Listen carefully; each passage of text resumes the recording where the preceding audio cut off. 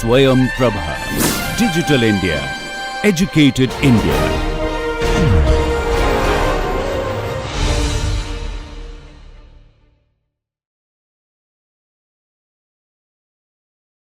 So let us now discuss the selection of random numbers. As I have already shown you a table of random numbers. So now we'll try to understand how to use this table. So the table is already here. The table that I have already shown you, the same table is in front of you now. This is a random number table. This has been taken from BIS handbook on textile testing. And if you consult this handbook, you can also see this particular table. Now, first of all, select any numeral from the table at random. You are free to select any numeral, that is, any number that is quoted in this table. Next, what we should do? Starting from the selected numeral, whichever numerical you choose, continue in any direction. Any direction means it could be either right or left of that numeral, or you can go downward, or one can go upward also. So once I choose a particular numeral, I am free in which direction I should move. There is no restriction on it. And once we decide that we will go one particular way, we keep on selecting the numerals one by one. And we have to stop selecting when the number of numerals equals to number of items to be chosen. So if I am deciding that I have to choose 12 items randomly, so we'll select 12 numerals. Once we have selected 12, we should stop there. The numerals which are greater than the size of the lot, or which have already occurred once, shall be omitted. It all depends upon the size of the lot. In this particular table, we have numbers starting from 1 to 100. So that means this table is suitable for lot size which is 100 or less.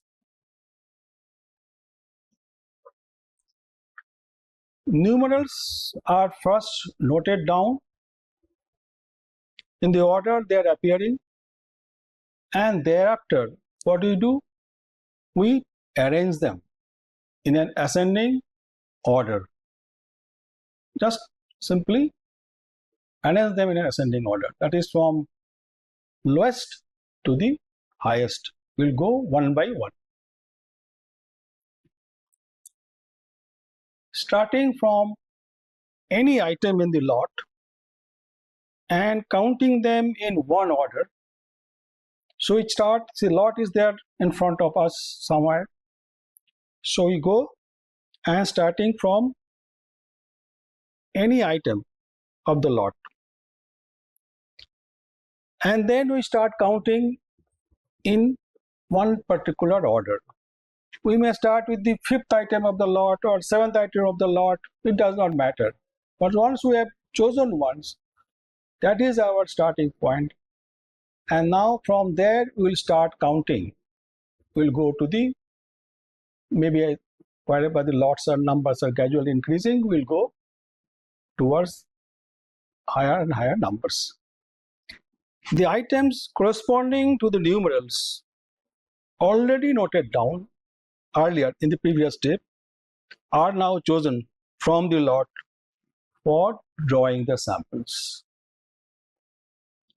So you start from any item in the lot and then you keep going, and the numbers that already we have chosen, you choose those items from the lot.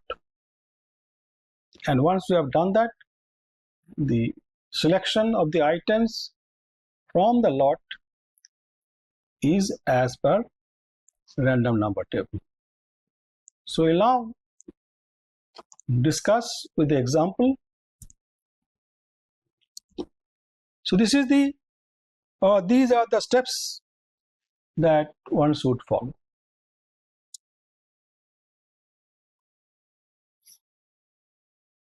And once the items are chosen, from each item we can have equal number of pieces shall be chosen at random. Suppose I am choosing fabric. So I choose some fabric rolls in random order. And then from each roll, we have to cut specimens because we have to go for subsequent testing. So then we cut specimen from that particular roll that we have chosen randomly. And how many specimens we will cut? That depends upon the total number of tests that we have to perform. This is what is to be done so that you get the number of specimens that you need to test certain properties of the fabric, of the yarn, or it could be anything. Now here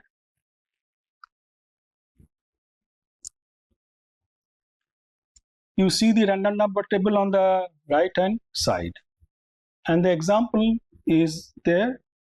We have to choose 8 cases or 8 boxes at random out of 30 cases in the lot using random number table. So these are the cases. They are also numbered. Starting from, we have just given some number in the particular sequence. And the random number table is on the right hand side.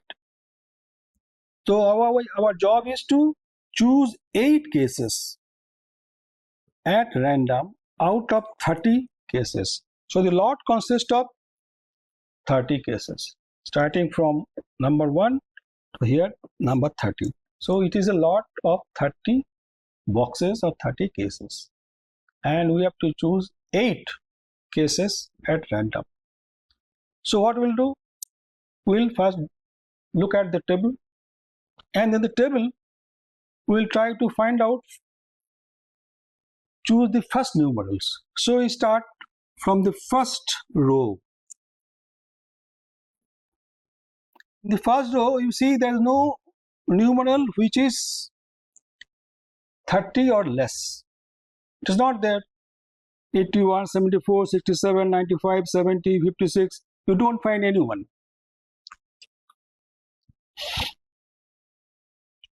In the next, there are some numbers or some numerals which are less than 30, 18 and 22. We could have chosen 18 or 22, or we start from 18 and then go to 22. There is no restriction that which numeral you choose. The only restriction is the numeral has to be 30 or less. Now let us say we choose at random, the first chosen numeral is 07. So that becomes my starting point. From there, which is on the third row and on the second column. So let us say that is what I have started with. I have decided this is the one that I'll choose at beginning of the choosing of the numerals. Now from there I can go on as per the rule. We can go right hand side, left hand side, you can go vertical, we can go downwards also. But we are going in the right hand directions. So let us proceed in the right hand directions and select the numerals which are not greater than 30. Now onwards, we'll go one by one and see which numerals are less than 30. The next numeral is 16, which is less than 30, so we choose 16. The next one is 29, so we choose 29. Then it still will go 39, we don't select because it's more than 30. Next one is 4, so we choose 4. Next one is 71, we don't choose 71. Next one is 14, so we choose 14. We don't choose 76, 78, 43. Then we're coming to 08. So we choose 08 and we choose then 25. So this way, but this does not make how many? 8 numerals I have to choose. So we keep continuing and we end at 03. Once we reach there, we have selected 8 numerals. So we stop there. So our random selection of numerals are 0, 7, that is 7, 16, 29, 4, 14, 8, 25 and 3. Next job is to arrange them in ascending order. So the ascending order is going to be 3, 4, 7, 8, 14, 16, 25 and 29. And now what we need to do? We go to the lot. The lot must be arranged somewhere. So starting from any case, the cases in the lot will be counted in one order, in one particular order, and the cases corresponding to the random numbers that we have chosen already to be withdrawn from the lot. So here we start counting from the extreme left hand case and then we move forward. So I'll choose first, second, third, and then the number comes 4, I choose 4. Then the number comes 7, I choose 7. Then the numeral is 8, I choose 8. Next one is, this way the numbers are going up, I choose 14. Next one is 16, so I choose 16. I go this way. Next number comes is 25. So we go like this and choose the 25. And then last one is 29. So this is how, if I have, we can place them as if this is placed here. So it is continuing as a line consisting of 30 cases. So this is how, if we choose 8 cases that we need to choose, they're all chosen at random. And then whatever test we have to perform on them, we'll perform all those tests.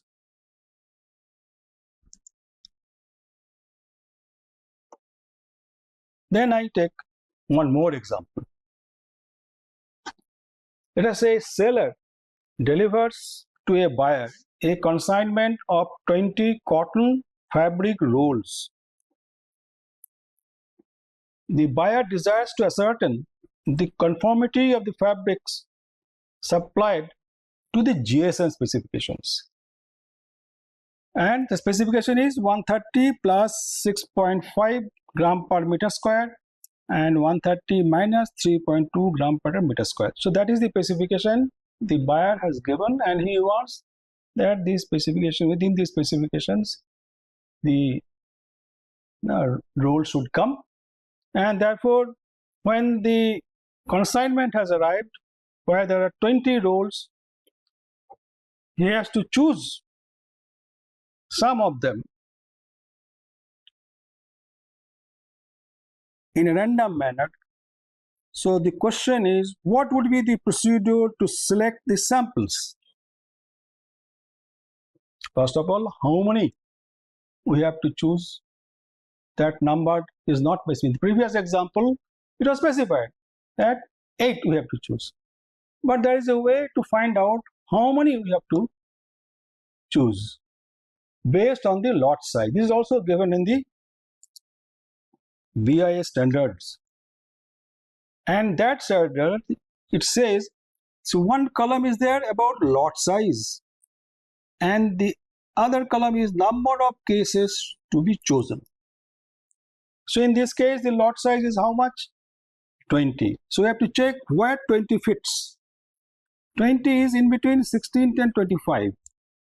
And the corresponding number of cases that we have to choose here is 5. So that means in this particular case, if I have 20 fabric rolls, we have to choose only 5 rolls. And these 5 rolls have to be chosen randomly. And therefore, we need to consult the random number table. So once we have decided how many we have to choose, that depends on the lot size. For that, we need to consult some standards. Once we have decided about that, now question is, out of those 20, which one we should choose? So let's say the number to be chosen is 5. So you should start, follow the table the way we have followed it earlier. Same thing. The first numeral chosen in this case is, let us say, we start from 03. Lot size is 20. So we cannot choose any number which is more than 20. Rest of the numbers greater than 20 should be avoided. So start with 3, and then we go again, suppose in this case also in the right hand directions. So we go there. From here also we can follow this way, or we can go this way. Any direction that you choose is okay. If it's right hand side, we should always follow right. Anyway, so if I follow this, I see there is no number in this particular row. So go to the next one, and we find a number 11, which is less than 20. So we choose that. Next comes 10, next comes 01, and then comes 13. Therefore, the number selected, that the 5 numerals that we select finally are 3, 11, 10, 01, and 13. This is the order in which it has appeared in the table. Now we have to arrange them in an ascending order. Ascending order will be 01, 03, 10, 11, 13. These are the 5. And next, these are the fabric rolls that you see. Starting from any fabric roll, in the present case, the left extreme rolls, we started from here. The rolls in the lot will be counted in one particular order. So the order is from left to right. So you choose those previously, whatever numerals you have chosen, the same, the rolls corresponding to those numerals will now choose. So 1, 3, 10, 11, 13, we choose. That makes you 5 rolls that we have chosen. And that is the end. And then if from this roll we choose, and then whatever testing we have to do from those rolls, we have to do it. We have to cut specimens, and then we have to do it. So this is how this can be done. I think this is now quite clear, and there should not be any ambiguity.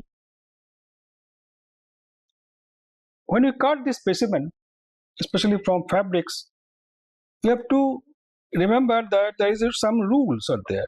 You can say some guidelines, and these guidelines are stated here. Suppose this is the fabric roll shown in this. So roll is here. So what we have to do? Samples are to be taken from both warp and web directions. That we need to know. So warp and web directions should be marked on each sample. So when the fabric roll is there, we can easily see which direction is warp and which direction is web, because the selvages are there. So it is easy to know. But once we cut the sample, suppose I cut this sample, after cutting, it is very difficult to know which one is warp and which one is web. So before, when we cut it, then we remember that we have to put a small arrow this way or in this direction to record that this is the direction of what and this is the direction of weft. No two specimens should contain the same set of threads. That also we have to do. Like the way I have kept these smaller rectangles, you see that the number, what threads which are running in sample 1 and sample 2, they are different. In sample 3, sample 4, they are different. So if I cut specimen from these regions, it basically means in all these samples, specimens, 1, 2, 3, 4 specimens, the warp threads are different. That is what is also important to remember. And samples should not be taken within, or specimens, I should say better, should not be taken from within 5 centimeter of the selvage, because the properties near the selvage may be different from the bulk, from rest of the area. So we should not take any specimen close to this, and this gap that you have to leave, this is 5 centimeter. So nothing close to 5 centimeter of the selvage we should choose. After that, whatever, generally the width of a fabric is generally 1 meter, or sometimes a little more than 1 meter also, it could be 1.2 meters. So selvage area we have to basically avoid. The rest of the places we can cut samples, workway and weftway, and whatever number of specimens we have to cut, accordingly we can cut, and then we have to take them for testing, whatever testing we need to do. That is how the specimens are to be selected. And with that, the discussion on this particular topic of sampling techniques is over. I hope you have a fair understanding of the sampling procedure, and this examples is going to make the understanding regarding the sampling process quite clear. And you have to remember that unless we